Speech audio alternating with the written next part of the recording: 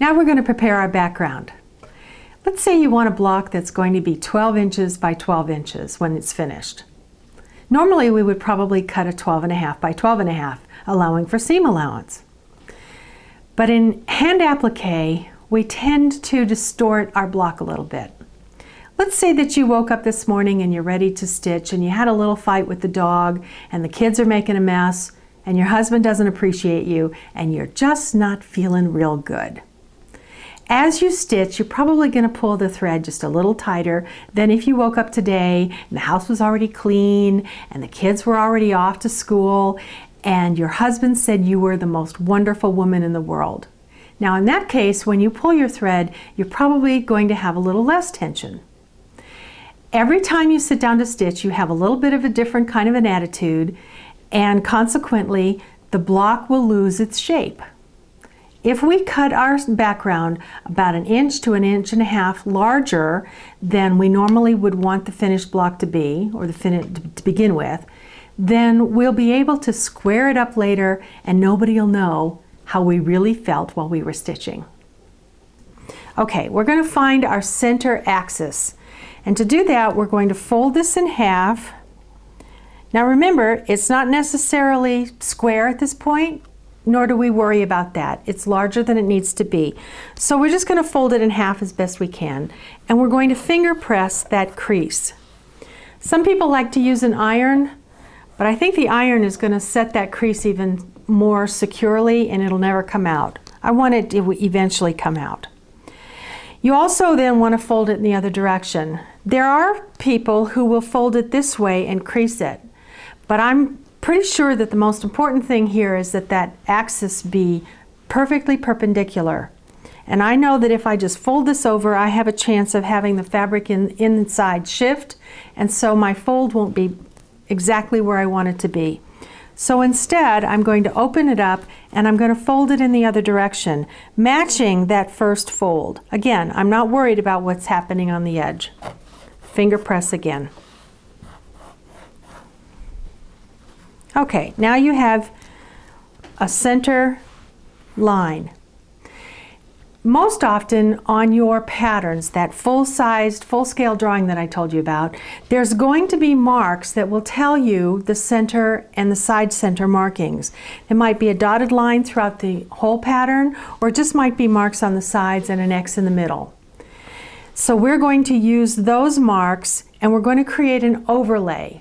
Some people like to trace the entire design onto the back of the background square, but I'm pretty sure that I'm going to have trouble covering those lines and I don't want them to show permanently. So I prefer to use an overlay. And this is what I mean by an overlay. This is clear upholstery vinyl material. It comes in a variety of weights. You can buy a very flimsy one, but it seems to have ripples in it and stretches. A heavier one will cost a lot more than you want to pay. So I try to go with the middle weight one.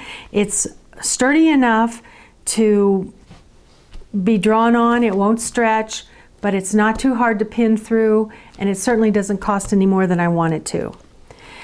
Begin by drawing your entire pattern onto the vinyl overlay.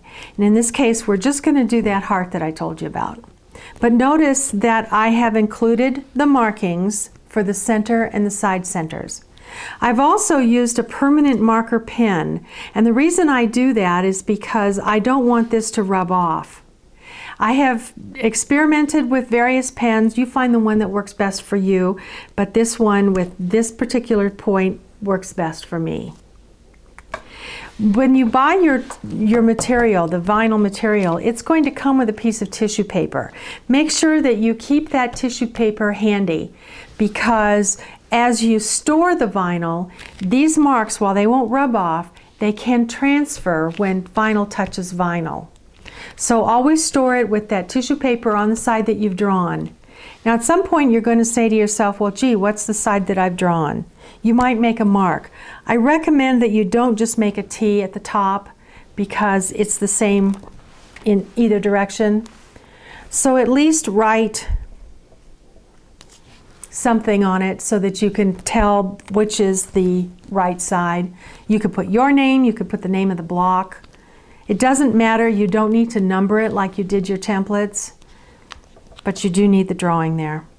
Okay, so let's arrange it so that our side markings match with our finger pressing. All right, now once that's in place, it's time to place your templates. If you've left the freezer paper on the fabric, I think you'll find that it's much easier to work with. And all you have to do is lift the template a little bit, securing it with your other hand, and slide the template right under there. Without that freezer paper, it'd be impossible to do this. Place the piece so that the lines on the design, or the lines on the overlay, match the outside lines of your freezer paper, and you've got it in place. Now when you're ready to take this off, I advise that you don't just rip it off, because static cling may take this with you. So instead, roll this back off. And now we're ready to pin.